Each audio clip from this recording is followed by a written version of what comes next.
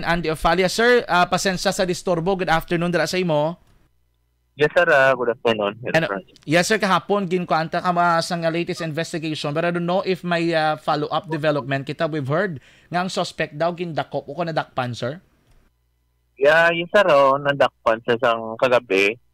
Kay ginsulong niya to ang tatay, ang ginikanan ng bata. Kay nasang nabalaan niya nga nag-report niya sa station sa police party sa tabong pagmolestar niya sa bata. Okay, so sang nabalaan niya, ginkadtuan niya, sir, do ginharas siyang pamilya?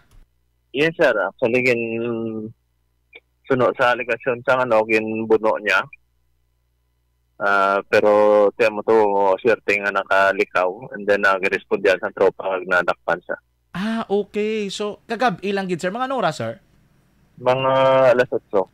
Alas 8. So, kumbaga, sir, wala siya gindakop bangod sa hot pursuit operation, gindakop siya for another crime.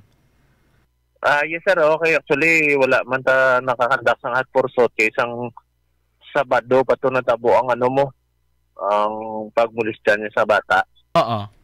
And isang Lunes ang to na-confirm gid kay nagpa-medical pa. Okay. Sir, may na-recover kita nga patalom sa iya? Negative na, sir, na bali na tago niya na during that time. Oo, pero ano kunong gingamit initial sa kutsilyo or binangon? Kutsilyo, sir. Kutsilyo. Now, sir, under custody na ining 68 years old nga suspect. Yes, sir. Sir. Pero ano karon may na-file na kita nga case, sir, sa iya? Yes, sir. Bali sa aga na file na sa prosecutor's office ang attempted homicide. Then sa hapon na-file naman ang kasong rape in relation to RA 767. So duwagid niya kakaso galing pasaka na batok sa iya, sir, no?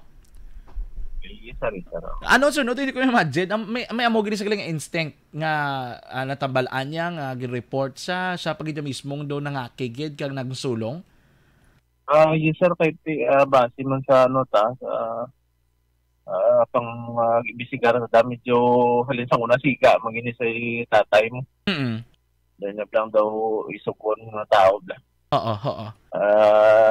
Reduce mo na ganing may mga kaso sa mga fiscal injury kagang last nitong nag-interban niya is attempted homicide man to.